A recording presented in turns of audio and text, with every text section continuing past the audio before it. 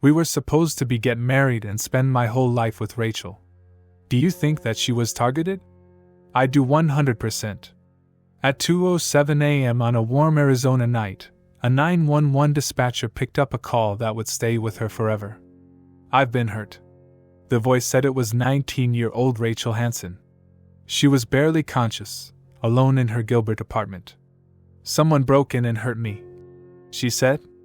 Her voice was clear, controlled, but urgent. She begged the dispatcher to hurry. Then, almost like she was realizing it, for the first time, she told them just how hurt she was. There was no one else in the apartment with her. The dispatcher asked if she could press a towel or shirt against the wound. She responded, "No, Rachel, I need you to stay with me. Talk to me." Rachel said, "I can't." The line was quiet. Her attacker was already gone, vanished into the night. There were no security cameras, no witnesses, and no one clear why anyone would want to do this. But strangely, this wasn't the first time that someone had come into Rachel's room uninvited. But the first time, they didn't bring a weapon. They brought something else. A strange, and I mean very strange, kind of warning. Something you will have never seen before. Something that you could never guess behind me. Another. By the way, this is Dark Case and you can call me Jack. I bring you rare and unseen true crime cases as well as other things that you may later regret knowing with multiple uploads every single week. So if all of that sounds like your kind of thing, then make sure you join the Dark Case family now by hitting subscribe and turning all notifications on. And now for today's silly little question. If you had $5, £5, or 5 of your currency and you had to buy yourself a little treat, what would you buy? Let me know down in the comments. Quick update for you. The Dark Case Patreon is now no more. However, I have created some new tiers here on YouTube memberships. So, there are some new perks, including exclusive videos, early access, as well as a behind-the-scenes podcast that I record in my car in a cemetery. And I'm not joking. But now, on with the video. Rachel Hansen lived alone in a third-floor unit at the district lofts in Gilbert, Arizona. This was just 3 miles from her parents' home. Inside the unit, Rachel's bedroom door had been kicked in, but the front door that showed no signs of forced entry. At first, the police were left wondering, did the killer have a key? But the origin of the story of the front door started just a few days earlier. This is a haunting detail in a case filled with them. Another haunting detail was that this was not the first time that someone had opened their bedroom door in the middle of the night. The first time they brought Pickles. Yes, you heard me right, Pickles. Just 4 days before she met her end, Rachel sent a text message to her fiancé. It was May the 31st, 2022, just after midnight. Rachel had woken up suddenly. Someone had opened her bedroom door. They had stared at her, then they closed it and walked out. No words were exchanged. By the time she got up to check, they were gone. But in the kitchen, sitting on the counter, was a jar of pickles. This was a jar that Rachel had not purchased. And in what could have been a real sliding doors moment of this case, Rachel did not call the police. She told fiancé Joe that she thought it was probably one of the people who used to live there, her former tenants from when she subletted the flat. These would be the people that she had just asked to move out. You see, Rachel had been subleasing her apartment for months to a couple that she found online, according to multiple sources, though they'd filled the place with random guests. They parted late into the night, and they caused concern among the neighbors. Some people even believed that they were selling illicit substances from that unit. Rachel, ever independent, she didn't tell her parents too much about this. But when she moved back into her apartment on June the 1st, this was just 3 days before she met her end, she found that the place rare of green to the point that she just couldn't ignore it. She had to scrub it all down, open the windows, replace furniture. It really sounds like they trashed the place. The lock to the door was broken. So Rachel did what any sensible person would do. She changed the locks. Or at least she tried her best. According to her mom, Kim Hansen, the lock that she and fiancé Joe installed only latched from the inside. This means that if he forgot to lock it before bed, that anyone could just open it and walk in. So, this might be exactly what happened on the night of the Pickles and then again 4 days later on Rachel's final night. We don't know exactly why Rachel didn't file a police report about the Pickle incident, but perhaps it was because she was focused on moving in on restarting her business and on dealing with an even more immediate crisis. Her horse had just been stolen. Rachel's horse's name was Dash. She had raised her from a young age, trained her by hand, and she posted videos of her progress for her clients to see. To Rachel, Dash was not just a horse. She was family, and she was pregnant too. But now she was gone. On May the 31st, her father Todd got a text message. This message was from the owners of the ranch where Rachel had been working and living before moving back into the apartment. The ranch where Rachel had recently been fired from. Father Todd had just loaded up Rachel's belongings. He was on his way back to pick up Dash, and he texted the ranch owners to let them know that he'd be arriving soon. Their reply: "No need to come. The horse has been removed. Contact our attorney." Dash had now vanished from the property. There was no explanation, no forwarding address if horses have them. And later on, the ranch owners would demand $7,500 to return Dash. They were claiming that Rachel owed the money for a failed horse trade and for a $950 breeding fee. To Rachel and her family, this felt like a kind of ransom.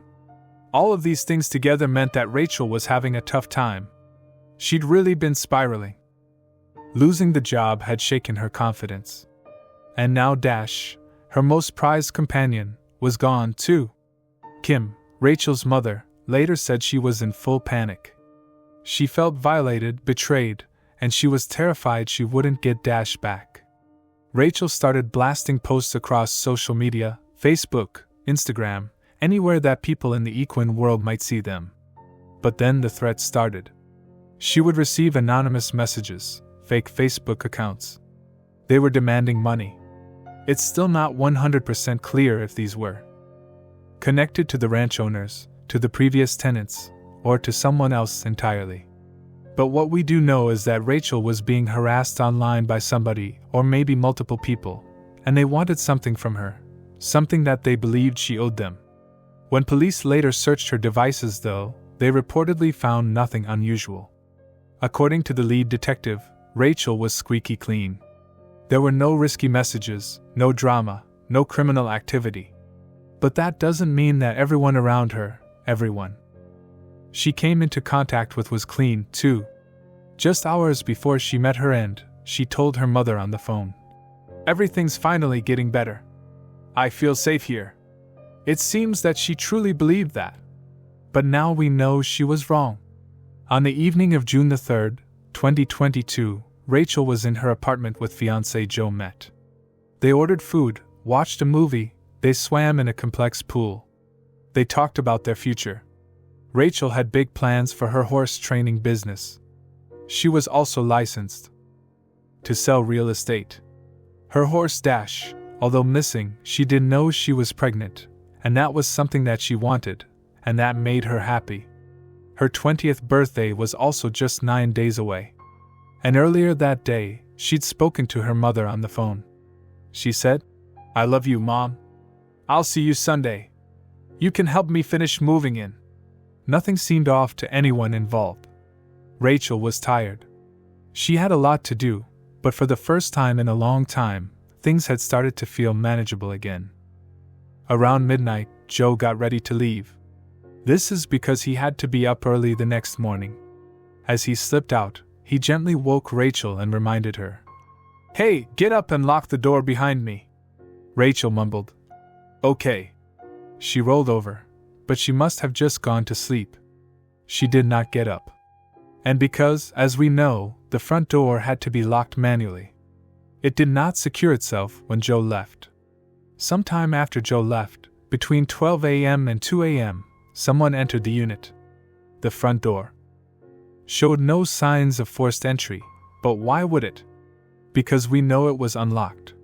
They crossed the quiet apartment. They stepped into Rachel's hallway and then they kicked open her bedroom door. Neighbors didn't report hearing anything. No raised voices, no struggles, not even the deafening blast. Whoever entered her room pulled the trigger only once. The bullet traveled through Rachel's abdomen and out through her upper shoulder. She was likely still lying on her back in bed. The shooter left immediately, and it seems they took nothing other than the shell casing. Otherwise, they said nothing, left no evidence. And maybe most frustrating of all, there was no CCTV footage. This is for two reasons. The apartment complex had no cameras in the hallways. And what few cameras they did have on the property, they were fake. Somehow, Rachel got up. She crawled from the bed to the bathroom. She picked up her phone and she dialed 911. Someone broke in and shot me. That was the first thing that Rachel said to the dispatcher. She gave her address, told them that she was alone. The dispatcher asked her to stay on the line. They also told her to apply pressure to the wound. Do you have any kind of clean cloth? Is there a towel or a shirt near you? Rachel replied. No. The dispatcher asked again. Are you close to any kind of cloth you can use? Once again, she responded. No. Then there was a period of silence. The dispatcher continued. Rachel, I need you to talk to me. Okay. Rachel said. I can't. She was found on the bathroom floor just minutes later. First responders arrived fast, under 5 minutes. In fact, doctors then worked on her for 3 hours at the hospital in Chandler. However, they couldn't save her. It was June the 4th. She'd been home for just 3 days. She would turn 20 in 9 days. This goes through my mind all the time. Jet Met Bailey was her fiancé. He says for someone who is so full of life and love, he can't make sense of it. This caused so much pain. You know, we were supposed to get married and spend my whole life with Rachel, and now I just have to live with just the fact that she's not here. Rachel told police she didn't know the gunman. Authorities are investigating, but with few answers, loved ones are begging for any clue as to what happened. And we just can't understand it cause she was so young and so full of life and had so much life ahead of her. On that night, in the worst of circumstances, Rachel had done everything right. She called for help. She spoke clearly. She stayed awake. But the 9/11 transcript, when it was finally released, was not enough for her parents. We wanted to hear her voice, her mother Kim said. We wanted to hear her last words, the actual ones, not just a redacted page. Instead, what they got was almost nothing. A 350-page police report heavily redacted with no arrests made. I was not looking for it. Didn't expect apartment, but they ultimately left. My first reaction was, why didn't you call the police that night? Kim remembers Rachel telling her this over 2 years ago, but she just thought it was somebody that was friends with the people that had the apartment prior to her moving in. And so she had startled her, and it had frightened her. Parts of the report mention possible persons of interest. It also details Rachel's change in job and her mental health struggles. In February of this year, the case marked inactive. The report says all leads exhausted. I am feeling more confident than I was initially. Maybe just because some things are happening. These pages now another piece of the puzzle. Recently a private investigator Justin Yentes taking Rachel's case.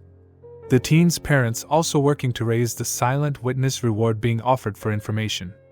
We want justice for Rachel, and so we're just hopeful that everybody working together can reach that goal. ABC 15 is working to get our own copy of that report. We did reach out to Gilbert Police on Tuesday. For 2 years, that was all there was, except for one detail buried in that report. Something that almost nobody noticed at first, 6 weeks before Rachel passed. She had been threatened. Threatened by someone her parents hadn't wanted to suspect. Rachel's friend of several years, Hayden Smith, was one of the last people to speak with her. Smith tells me she has been in direct contact with detectives about her friend's death. Do you think that she was targeted? I do 100%. 6 weeks earlier, a call came into Gilbert police. It involved Rachel, her fiancé Joe Met, and Joe's father.